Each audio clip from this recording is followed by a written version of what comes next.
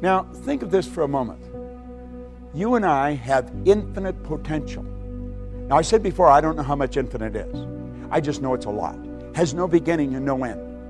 That's the potential we've got. We've got all of this power, yet if you watch the way most people live, you would think that they were just about out of juice.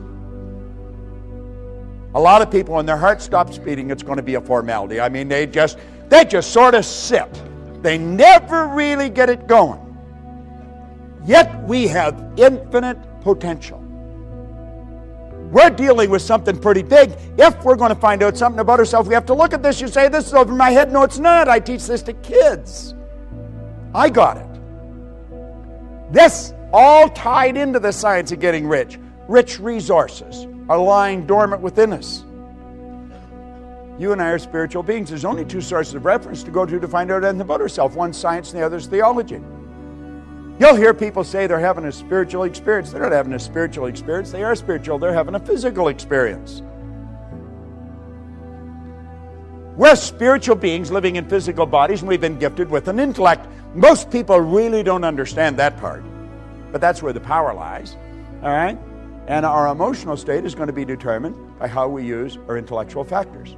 Andrew Carnegie told Napoleon Hill, he said, any idea that's held in the mind, that's emphasized, that's either feared or revered, will begin at once to clothe itself in the most convenient and appropriate physical form that's available. You see, Dr. J.B. Ryan said the mind is the greatest power in all of creation. Very few people understand it. If you go on our website, you just go to bobproctor.com, you'll see a quote there by Dr. John Mike, a psychiatrist from Florida. He said, I taught him more about the mind in 1 year than he'd learned in 4 years of medical school, 5 years of psychiatric training. And what I taught him was just what a Dr. Roeder taught me. I was always amazed by that. I thought, what do they teach you in medical school? You know, and what we're doing is getting in at the non-physical side of ourselves, and that's where all the power lies. It's a beautiful concept as we start to understand it. What do we need? We need understanding. You really want to change your income, you've got to change your understanding. Now, there's only two things you have to know to really make things happen big in your life. Number one, you have to know where you are, and number two, you have to know where you're going. Now, you see, most programs get you focused on where you're going.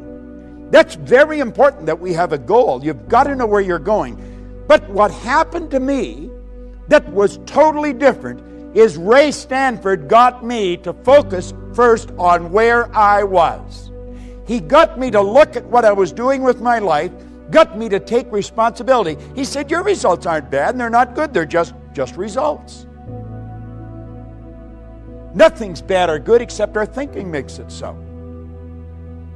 He said, you have to ask yourself, are those the results you want? And I said, no.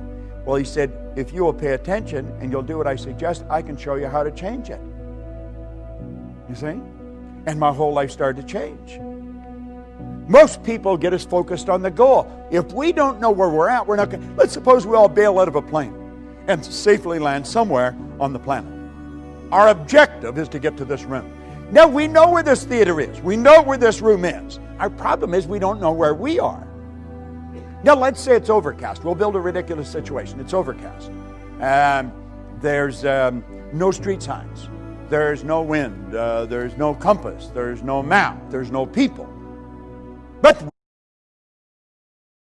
Robinhood is an investing app that lets you buy and sell stocks and ETFs, all commission-free.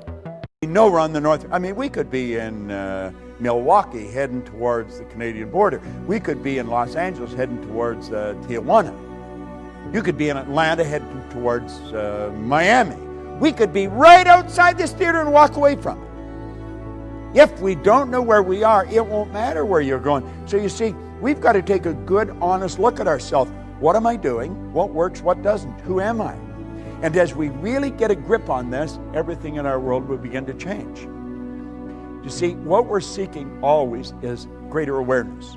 We're always wanting to raise our level of awareness because our results are an expression of our level of awareness. And the only way to improve results is to increase our level of awareness. All right?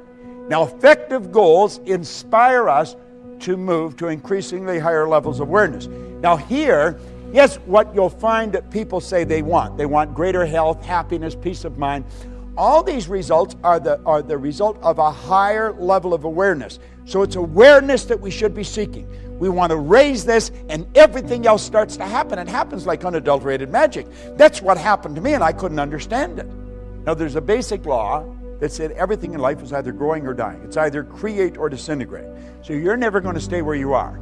Your results are going to get better, or they're going to get worse. It's create or disintegrate.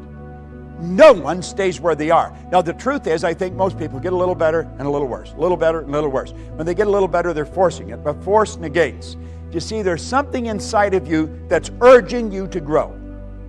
This is the spiritual side of our personality. It's the essence of our being. And spirit's always for expansion and fuller expression. There's something in you that wants you to grow. If you run, you want to run faster. If you jump, you want to jump higher. If you sell, you want to sell more. This is good. It causes dissatisfaction. Dissatisfaction is a creative state. My grandmother pretty well raised me, and she taught me that I should be satisfied with what I've got. Grandma was wrong. I should be happy with what I've got, but never satisfied. It's dissatisfaction that gave us the incandescent light. It's dissatisfaction that gave us air travel. It's dissatisfaction that gave us the internet. All those things were always here. People just became aware of them. Way to fly an airplane was always here. We can go all over the world now. We're not a long ways from anywhere. We're only a short period of time away. Well, there's something inside wanting us to grow. There's something else that's trying to stop us. And that's the old paradigm. Now, you've got the one side that wants you to grow and the other side that doesn't want you to grow. The old paradigm does not want you to grow. Anyone that has smoked and quit smoking, I used to smoke. I quit years ago. But I remember it wasn't an easy thing to do. It was not. Why? Because it was a habit. Habits are not easy to get rid of. Habits are ideas that are fixed in here that control us. Many of you have gone on diets. You want to lose weight. I'll just toss something in for your benefit. When you lose something, you're programmed to do what? To look for it. Get rid of the idea of losing weight. Release it. Release it. See yourself at your perfect weight, looking good and feeling great. Your whole life is controlled by images. Get the image of the body that you want to live in, of the world you want. Quit trying to lose weight. Just release it and see yourself the way you want to be.